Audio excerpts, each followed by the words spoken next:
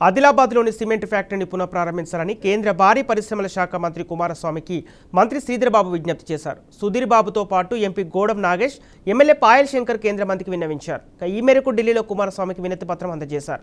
30 ఏళ్లుగా ఆదిలాబాద్లో మూతపడ్డ సీసీఐని తెరిపించాలని కోరారు.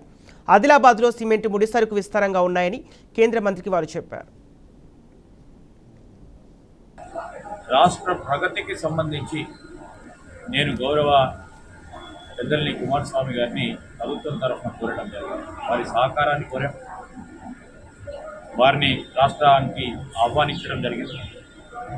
రాష్ట్రంలో ఉన్న మేజర్ ఇండస్ట్రీస్, ప్రధానమైన భారీ పరిశ్రమలకు సంబంధించి ఒకటి అనేక సంవత్సరాల క్రితాలు భారీ పరిశ్రమలు ఏర్పాటు చేయడానికి పెద్ద ఎత్తున మేము రాష్ట్ర ప్రభుత్వం తరఫున వారికి భూములు సేకరణ చేస్తూ పెద్ద ఎత్తున మరి పరిశ్రమలు ఏర్పాటు చేయడానికి దోహదపడ్డాం. ఈరోజు డిస్ఇన్వెస్ట్మెంట్ పాలసీ ప్రకారము, ప్రభుత్వ నిర్ణయాల ప్రకారం లేక నష్టపోయి పరిశ్రమలు బంద్ అయిన తరుణంలో తిరిగి రాష్ట్ర ప్రభుత్వానికి సంబంధించిన భూములు తిరిగి ఇవ్వాలని వారిని కోరటం జరిగింది.